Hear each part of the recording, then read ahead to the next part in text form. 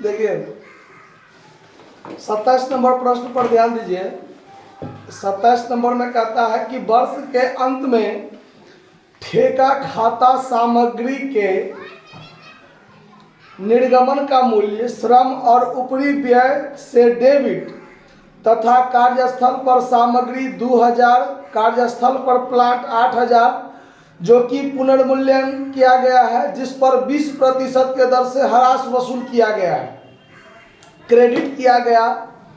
ठेके की शुद्ध लागत 30,000 है, जिसमें ठेका खाता में सामग्री श्रम और ऊपरी व्यय जो ऊपर में लिखा हुआ था ना डेबिट किया गया है, वो 3:1 अनुपात में डेबिट किए गए हैं। ठेका मूल्य 50,000 का है। ठेके का 4/5 भाग वर्ष के समाप्ति से 1 माह पूर्व ठेका खाता ठेकेदाता के आर्किटेक्ट द्वारा प्रमाणित किया गया है। प्रमाणित कार्य का 80% रोकड़ में प्राप्त हो चुका है। लेखाकर्ता ने सूचना दी है कि लाभ का 2/3 भाग नगद के आधार पर, जैसा लाभ की गणना की जाती है, लाभ हानि खाते में जमा किया जा चुका है जो 8,000 है। और इसके लिए आपको कहता है कि ठेका खाता बनाइए और अप्रमाणित कार्य जिसका निर्धारण नहीं किया जा सका वो आपको निकालना है। अप्रमाणित कार्य का निर्धारण कीजिए, चालू कार्य को दर्शाइए। ठीक है, इतना बात कहा गया है सवाल में। 27 नंबर प्रश्न में ध्यान से देखिए 27 नंबर कैसे बनेगा। तो फॉर्मेट हमने खींच दिया है, इतना लेट कहा कर देते हैं। देखिए अब इसमें क्या सब है उस पर ध्यान दीजिए। सवाल में है कि मटेरियल श्रम और ऊपरी व्यय टू मटेरियल, ये आपका कॉन्ट्रैक्ट अकाउंट हो गया। Contract price 50,000, clear. Material to labour और टू ओवरहेड, ये 3 खर्चे 3:1 अनुपात में दिया हुआ है। तो 3:1 अनुपात का मतलब टोटल 30,000 है और 30,000 का 3:1 अनुपात में आप बांटिए तो ये 15,000, ये 10,000 और ये 5,000, ये 3 खर्चा हो गया 30,000 में। उसके बाद है कि मटेरियल एट साइट, यहां देखिए बाय मटेरियल एट साइट जो क्रेडिट में होता है, बाय मटेरियल एट साइट जो आपको 2,000 रुपया इधर दिया हुआ है। By plant at site, plant at site 8,000 दिया हुआ है। अब ध्यान दीजिए, ये जो 8,000 इधर है वो जितना का प्लांट है उस पर 20% ह्रास काटा है, तब 8,000 है। इसका मतलब प्लांट का वास्तव का दाम क्या होगा जो आपको इधर दिखाना है। पहले इधर आप प्लांट दिखाइएगा तब ना ह्रास काटने के बाद जो बचा है वो क्रेडिट में दिखाते हैं। तो यहां पर प्लांट का वास्तव में वैल्यू निकालेंगे 8,000 गुने 100 भागा 80%, इस टाइप से निकाला जाएगा ये। ठीक है, अब ये कैसे निकाला जाएगा, ये तो हमने डायरेक्ट आपको बता दिया कि 80%, ये प्रतिशत हटाकर ऊपर 100 जाता है। लेकिन ये कैसे, वो देखिए कैसे निकलेगा। वर्किंग नोट यहां करते हैं, वर्किंग नोट देखिए, प्लांट का जो वास्तव में दाम होगा उसका 20% ह्रास कट गया, उसका 20% क्या हो गया, कट गया। मतलब उसका 80% बचा, तब ना 8,000 बचा। 20% मान लीजिए उसका जो भी दाम हो उसमें 20% घट गया, मतलब उसका कितना बच गया, 80% बच गया। तो प्लांट जिसका वैल्यू था उसका 80% बचा है, तब ना 8,000 बचा है। तो उसका 100% दाम क्या होगा, वो प्लांट का वैल्यू निकल जाएगा ना। ये प्रतिशत हटा तो 100 हुआ, बराबर इतना काट दीजिए।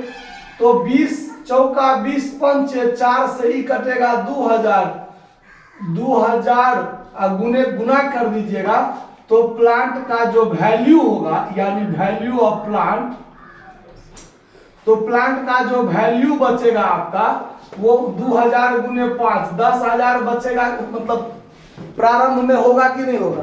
तो ये चीज यहां पर हम इतना नहीं करके डायरेक्ट यहाँ पर क्या लिख देंगे 10,000। आया बात समझ में। और तब यहाँ पर प्लांट एट साइट करके 10,000 लिख के लेस डिप्रिसिएशन कर दीजिए एट द रेट ऑफ 20%। तो इसमें 2,000 घट जाएगा, तब बराबर में उसका कितना दाम बचेगा। अगर मान लीजिए सवाल सीधा रहता, प्लांट इतना 10,000 20% हरास कटेगा, तक काटते तो 8,000 बचता ना। लेकिन इसमें क्या है, उल्टा कर दिया है कि प्लांट जो बचा हुआ है वो 8,000 है, जिस पर 20% हरास काटा, तो बचा हुआ दाम इधर देंगे, तो उसका वास्तव में दाम जो होगा वो इधर देंगे ना। तो ये 10,000 निकलेगा, वो ऐसी इस तरीका से निकल जाएगा। निकाल लीजिएगा, कहीं कोई दिक्कत। अब आगे ध्यान दीजिए, अब सवाल में क्या कहता है, WIP बाय WIP अकाउंट, जिसमें वर्क सर्टिफाइड आपको दिया हुआ है कि जितना आपका ठेका मूल्य है उसका 4/5 भाग प्रमाणित हो चुका है। 4/5 भाग क्या हो चुका है, सवाल में स्पष्ट लिखा हुआ है 4/5 भाग। तो यहां पर दूसरा वर्किंग नोट, वर्क सर्टिफाइड बराबर ठेका मूल्य का 4/5 भाग, काटिए तो 40,000 बचेगा कि नहीं बचेगा। तो वर्क सर्टिफाइड कितना हो जाएगा, 40,000। वर्क सर्टिफाइड आपको हो गया, और वर्क अनसर्टिफाइड के बारे में हमको अभी जानकारी नहीं है, लेकिन होगा, जगह खाली छोड़ दिए। समझे बात। अब सवाल में देखिए, अब यहां पर सवाल आपको उल्टा दिया हुआ है। यहां पर जोड़ घटाव कीजिएगा तो यहां पर to balance CD total profit होगा कि नहीं होगा, होगा ना। तो ये रहता अप्रमाणित कार्य, जोड़ते तब घटाते तब ना ये निकलता, लेकिन ना ये पता है। जब ये पता नहीं है तो ये कहां से पता होगा, नहीं होगा ना। चलिए, अब सवाल हमको उल्टा दिया हुआ है, कैसे उल्टा दिया हुआ उस पर ध्यान दीजिए। तो ये यहां पर आ जाएगा, अगर रहता तो टोटल प्रॉफिट यहां होता ना, तब यहां पर टोटल करते तो 2 भाग में बांटाता, 2PL अकाउंट प्रॉफिट, और जो बचता वो 2WIP अकाउंट प्रॉफिट रिजर्व, यही में रहता। सवाल पर ध्यान दीजिए। अब यहां पर क्या है, अब आपको सवाल में दिया हुआ है कि सवाल में देखिए लास्ट लाइन में दिया हुआ है, लास्ट लाइन से ठीक ऊपर, कि लेखाकर्ता ने सूचना दी है कि लाभ का 2/3 भाग नगद प्राप्ति के आधार पर, यानी नगद आधार पर लाभ हानि खाते में जमा किया जा चुका है, जो 8,000 है। मतलब लाभ हानि खाता में जो लाभ पहुंचता है ये ना पहुंचता है, तो ये 8,000 है, ये कह दिया है। अब इसके आधार पर अब आपको सब कुछ निकलना है। अब जैसे बैक गियर में गाड़ी पीछे जाता है ना, सीधा से यहां तक हम लोग पहुंचते थे, अब यहां से हम लोग इधर तरफ चलेंगे, बैक गियर में गाड़ी ले जाएंगे, ठीक है। तो यहां पर ये चीज 8,000 मिल गया। अब इसके आधार पर हमको ये निकल जाएगा, कैसे, तो ध्यान से देखिए। जब लाभ की गणना होता है PL बराबर, तो टोटल प्रॉफिट गुने 2/3 भाग और गुने कैश रिसीव्ड बटा वर्क सर्टिफाइड, यही ना लिखते हैं। PL में कितना गया है 8,000, ये हमको पता है। टोटल प्रॉफिट हमको नहीं पता है, नहीं ना पता है, तो टोटल प्रॉफिट गुने 2/3 भाग गुने कैश रिसिप्ट बटा वर्क सर्टिफाइड। तो कैश रिसिप्ट हमको पता है कि 80% हम प्राप्त किए, तो 40,000 का 80%, तो 32,000 बटा 40,000 कीजिए, अच्छा है सीधे 80/100 कर दीजिए, कोई दिक्कत तो नहीं होगा। तो यहाँ पर 80% प्राप्त हुआ, तो 80% मतलब बट्टा में 100 कर दीजिए। अब इसका कैलकुलेशन कीजिए, देखिए ये 80 से ये कट जाएगा डायरेक्ट 100 मरतबे, और ये से ये कट जाएगा 50 मरतबे, 50 दिया 15। अब देखिए TP बट्टा 150 बराबर 100 हो गया, तो TP बराबर यानी टोटल प्रॉफिट बराबर 15,000 होगा कि नहीं होगा, कैलकुलेशन करके निकल गया ना।